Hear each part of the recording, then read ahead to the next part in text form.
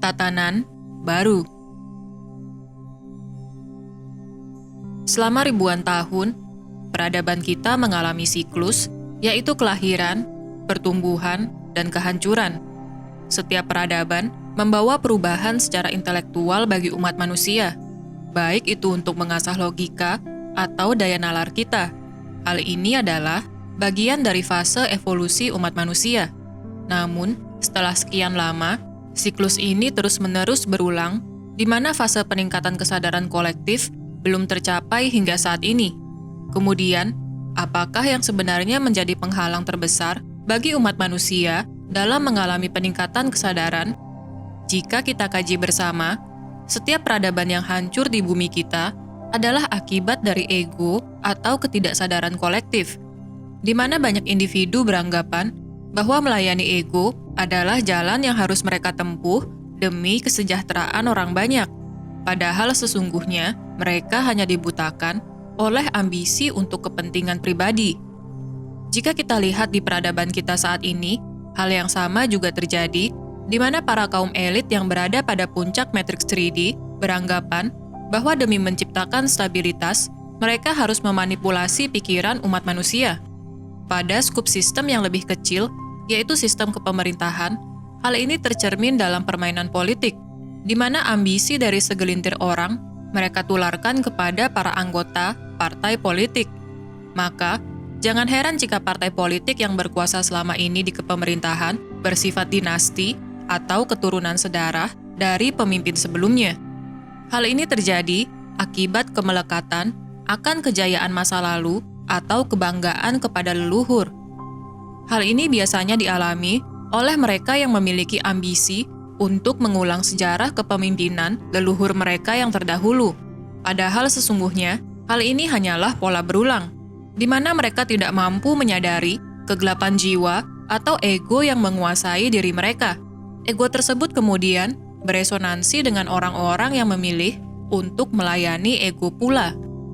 Seluruh peradaban yang berlandaskan ambisi akan berakhir dengan konflik, di mana mereka tidak akan mempercayai satu sama lain, walaupun orang yang berada pada partai mereka sendiri. Inilah komedi yang terus-menerus dimainkan oleh para pemimpin di sistem kepemerintahan. Mereka saling adu argumen, strategi, hingga menyakiti satu sama lain. Mereka tidak sadar bahwa apa yang mereka lakukan adalah karma, di mana pola berulang akan terus terjadi kepada mereka. Mereka juga tidak menyadari bahwa ketika mereka menyakiti sesamanya, mereka sebenarnya sedang menyakiti diri mereka sendiri. Inilah bentuk dari ketidaksadaran massal di sistem kepemerintahan pada matriks 3D. Jadi, kita tidak perlu heran jika penyakit konflik yang terjadi pada sistem kepemerintahan kemudian menulari sistem-sistem yang lain. Pada akhirnya, tidak akan ada sistem yang netral pada matriks 3D, karena semuanya sudah tertular dengan virus ambisius untuk melayani ego. Kemudian, bagaimana cara kita untuk menciptakan tatanan baru pada sistem sosial kita? Bisakah kita menciptakan bumi baru atau bumi 5D bersama-sama?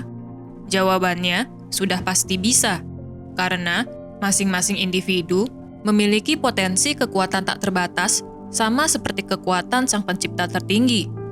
Yang perlu kita lakukan adalah untuk terus merangkul kegelapan jiwa kita sendiri dan melampaui ego kita. Jika kita selama ini sudah lelah dan jenuh untuk melayani ego sendiri ataupun orang lain, kini saatnya kita beristirahat dalam keheningan untuk mengatur kembali prioritas kita dalam hidup. Penyembuhan jiwa serta transformasi diri selalu menjadi yang utama demi menciptakan tatanan baru. Karena hanya ketika kita sembuh dari penyakit ambisi, kita akan menerima segala hal sebagai apa adanya tanpa harus menghakimi atau merasionalisasi. Pertumbuhan intelek kita seharusnya sudah dapat kita kuasai dengan matang, di mana kemampuan kita dalam memisahkan, mengelompokkan, serta mendiskriminasi kemudian berjalan ke arah yang positif, di mana kita kemudian melihat segalanya sebagai sebuah kesatuan. Kesatuan yang terdiri dari keberagaman yang diterima apa adanya.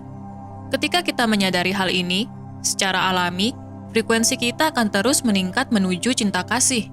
Bayangkan ketika semua orang berada pada frekuensi tinggi, di mana kita tidak lagi memiliki ambisi untuk melayani ego yang berakhir menciptakan konflik. Semua orang kemudian saling menghargai, menghormati, serta mengasihi. Inilah tatanan baru di bumi baru atau bumi 5D.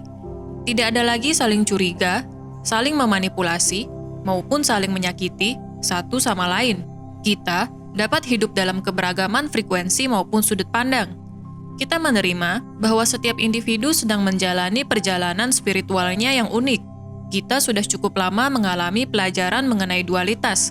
Kini, saatnya kita merangkul dualitas tersebut dan menyadari bahwa kita berasal dari rumah yang sama, yaitu pangkuan Sang Pencipta tertinggi.